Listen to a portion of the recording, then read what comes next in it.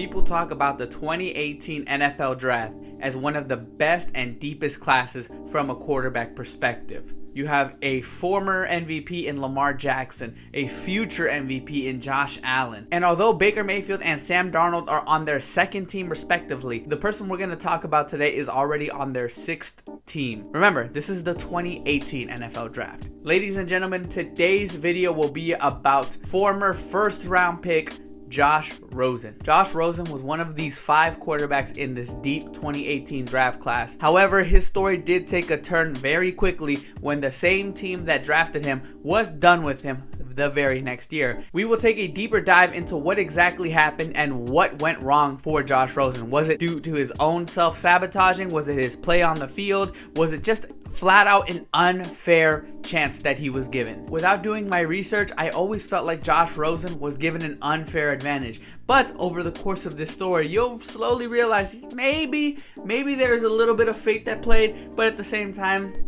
he did have some chances. Josh Rosen, born in Torres, California, February 10th of 1997, from a very young age had big shoes to fill. His father, Charles, was a nationally ranked ice skater who is now an orthopedic spine surgeon. His mother, Liz, was actually a very famous journalist. Pressure didn't seem to bother him as he was a multi-talented superstar. He was actually ranked the #1 tennis player at the age of 12 in Southern California. When he got to high school, he had a big breakout year his senior year, throwing for over 3,000 yards, 29 touchdowns to just 4 interceptions. Although he didn't add much in his mobility, his arm power, his strength, his poise down the field were enough to get colleges interested. In 2014, Josh Rosen was named a USA Today High School All-American. He was a 5-star recruit by Rivals and Scout.com and ranked #1 in his QB class. After high school, he commits to UCLA, winning out the starting position as a true freshman. He won Freshman Offensive Player of the Year as well as All-American freshman honors. He completed 60% of his passes for 3,670 passing yards, 23 touchdowns to 11 interceptions, and a grand total of 15 rushing yards. His sophomore season was cut short, as in the 6th game of the season, he does suffer a shoulder injury, leaving him out for the rest of the season. And although the shoulder injury was a bit of a setback, it didn't stop Rosen as he worked hard, kept at it, and before we knew it, he was back and better than ever. In his junior year, he opens it up with a bang. UCLA defeats Texas A&M 45-44.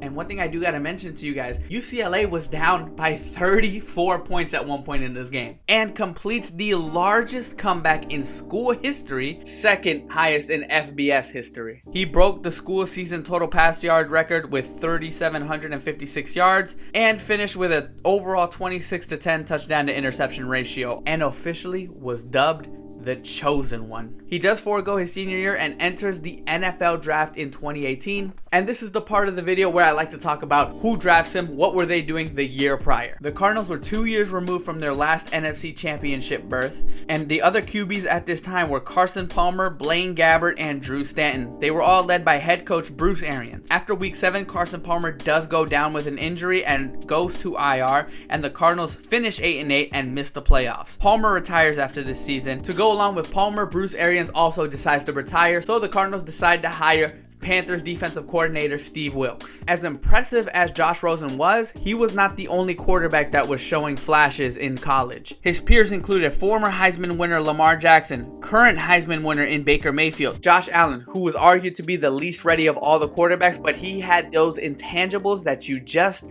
could not teach. The favorite to go first overall, Sam Darnold. These are Josh Rosen's contemporaries. These are his peers. These are his rivals. Although Rosen did show promise throwing at the combine, he proved that he was as stationary as could be, finishing with a 4.92 40-yard dash. He did worse than Mason Rudolph. Despite the lack of mobility, the Cardinals felt like they had seen enough and traded up with the Chicago Bears for the 10th overall pick. And with the 10th selection, Josh Rosen's name was heard and he was officially an Arizona Cardinal. And then this is where everyone got to know Josh Rosen, or the idea of who Josh Rosen was. You know, instead of being happy and thankful that he was drafted, I made it to the NFL, I've achieved my dreams. No, what people remember is what he says next. There are 9 mistakes made ahead of me. I will make sure over the next decade or so that they will know that they made a mistake.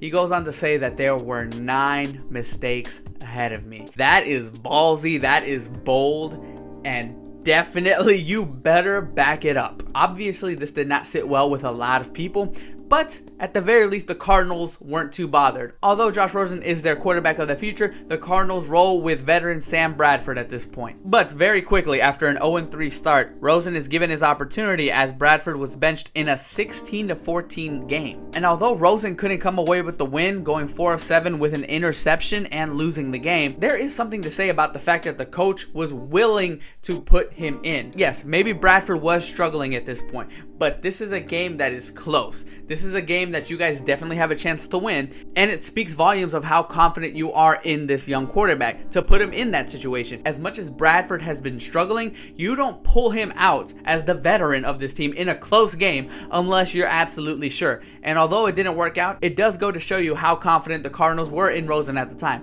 Or I should say, Steve Wilks. Rosen was named the starter for Week 4 and beyond, but things get ugly very fast, as in Week 7 against the Broncos, he has 3 interceptions, which includes 2 pick sixes, sacked 6 times, including 2 fumbles, and the Cardinals lose 45-10. Guys, this is Thursday Night Football. This was Josh Rosen's first primetime game, and this is what America got to see. 1, his big statement was there were 9 mistakes ahead of me. Now, on primetime, where everyone's watching, he puts up a milk dud of a performance. In the end, it was a rough season for the Cardinals. They actually finished the season out 3-13. And although he had a rough year, he did show a little bit of promise, which included a win against rivals, the 49ers. They were down 15-3. Josh Rosen makes a comeback and they win 18-15. Rosen's final stats include over 2,200 yards passing, an 11-14 touchdown to interception ratio. And even though the Cardinals finished 3-13,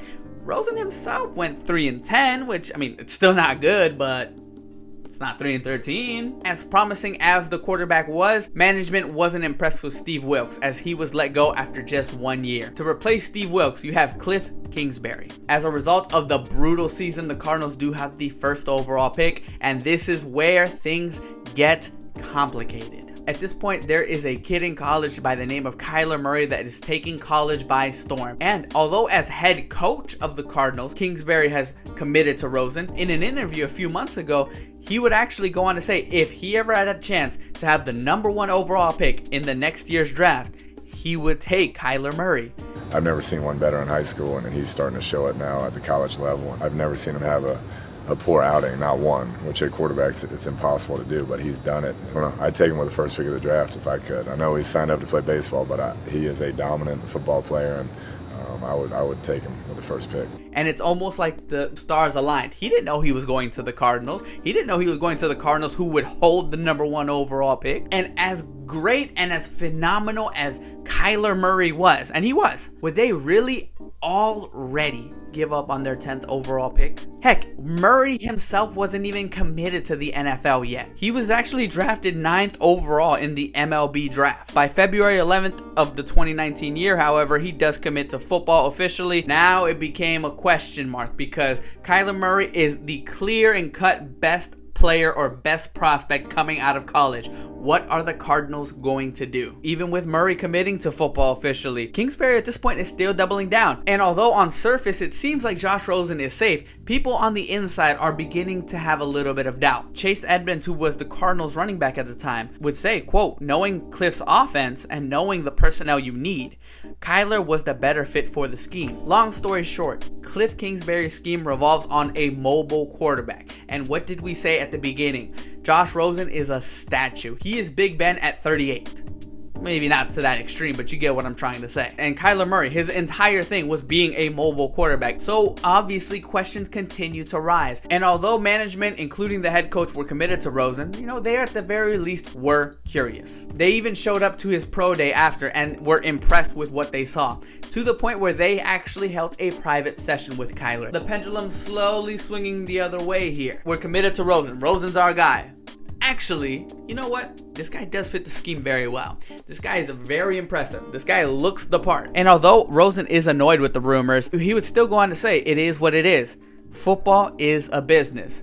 So, he's still keeping it professional, but you can tell it is getting to him a little bit. And although the Cardinals were flirting with the idea of drafting Nick Bosa #1 overall, before the draft even started, the Cardinals had made up their mind. They were so impressed with Kyler Murray that they would take him #1 overall. And this did hit Rosen hard. It would hit almost anybody hard. You were the guy. You were the chosen one for just a year. Hell, even Jamarcus Russell had more than a year to prove himself. Quote, "My heart didn't want to believe it was going to happen, even when common sense kicked in.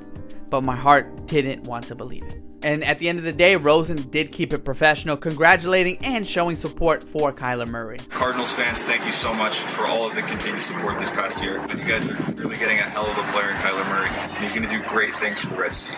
Kyler, I just want to congratulate you and your family on getting drafted. Arizona is a really special place, and you're going to love playing and living here. It was inevitable. Rosen was going to be gone, but the question would now be, where does he go? And it could be argued that the next team he goes to was somehow even worse. Remember, the Cardinals were 3-13 last year, yet he is going into a situation that is even worse. The Cardinals trade Josh Rosen for a second-round pick to the Miami Dolphins. The same Miami Dolphins who got shut out 59-0 or 59-10 in week 1 the following year. But let's backtrack a little bit. Let's see what's going on with Miami before that week 1 disaster. The Dolphins were led by new head coach Brian Flores, and from the get-go, they're already talking about the next quarterback that's going to be taken. This is, ladies and gentlemen, #tank for Tua season. So even before the season starts, it feels like Josh Rosen already is being counted out. He also didn't help his cause when he failed to beat out Ryan Fitzpatrick for the starting position. Once you fast forward, after just 2 weeks, the Dolphins have been outscored 102-10. I didn't stutter. 102 points were scored on this Miami defense, and they have 10 points to show for it. Do I need to mention that they're 0-2? In week 3, Josh Rosen is named the starter, but it doesn't look great. They lose 31-6 to the Cowboys.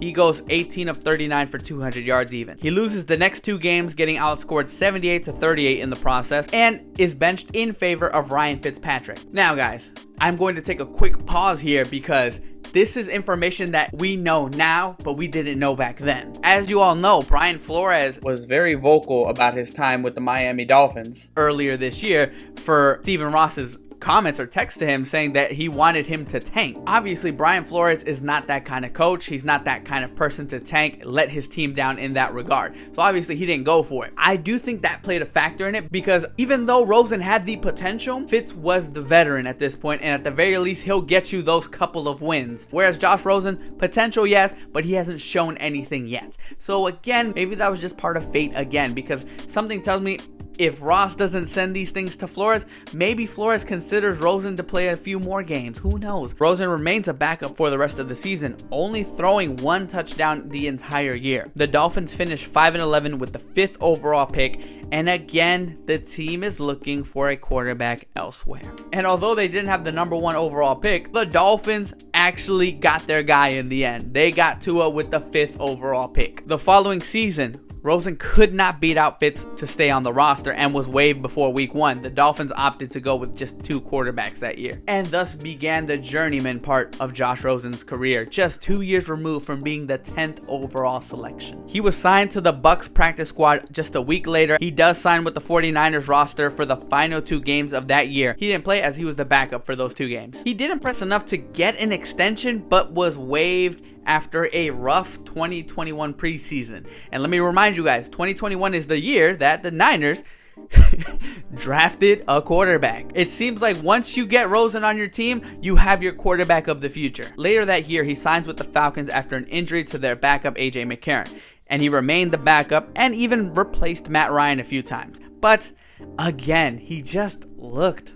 bad. He is getting the chances, but he's not really doing anything with them. It was so bad for the Falcons, specifically in week 11 against the Patriots, that not only was Matt Ryan benched this game, Josh Rosen, which was the backup, he was benched also in this game. And as of my recording, that is the last time that Josh Rosen takes the field for a meaningful snap of football. He doesn't re-sign with the Falcons and is signed by the Browns in 2022, but is placed on their practice squad as of September 1st, 2022. His final stats as of my recording includes over 2,800 yards passing, an 11-14 touchdown to interception ratio, a measly 66.7 passer rating, and a 3-13 record. So where did it all go wrong for this guy? This is a guy that definitely impressed in college. He does have the arm strength. I do want to first start off with the fact that he's just not mobile. After those 15 rushing yards in college, he had negative 79 rushing yards the following year. I'll be lying if I told you I know how college works, but it seems like a lot of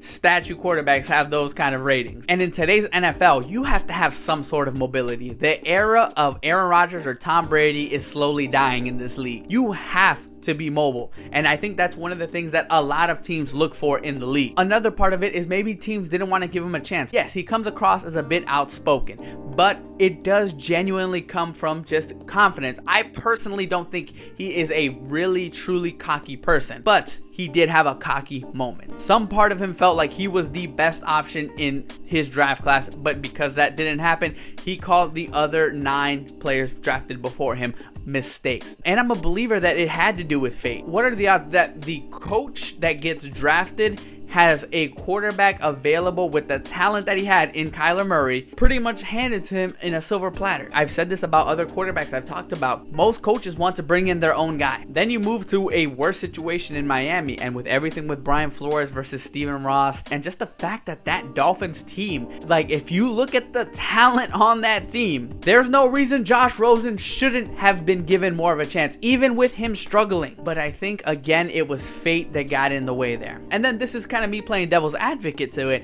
He does get his chances. He just doesn't do anything with them. In preseason, he doesn't look good. He's going up against second and third teams of other opponents, and he's not looking good. When he's in regular season games, he looks terrible. When he was with the Falcons, he got benched after relieving Matt Ryan. You know how bad you have to play for that to happen to you? Again, as of my recording, Rosen is on his 6th team in 4 years, and even though he's still relatively young, the future looks bleak, and I personally do think that he might be done being a full-time starter in the NFL. But you know, things could change. Matt Rule is gone, and his former coach Steve Wilkes is the interim in Carolina. With injuries to Baker and Sam, maybe there's something there that could reunite the two, but we'll have to wait and see. Where do you guys fall on this? Was it just bad luck? Did he play himself? Was it just his abilities on the field? Had he been drafted maybe 10 years ago where, you know, the landscape of the NFL wasn't necessarily relied on mobility, maybe he has a better chance. Maybe he has a better chance if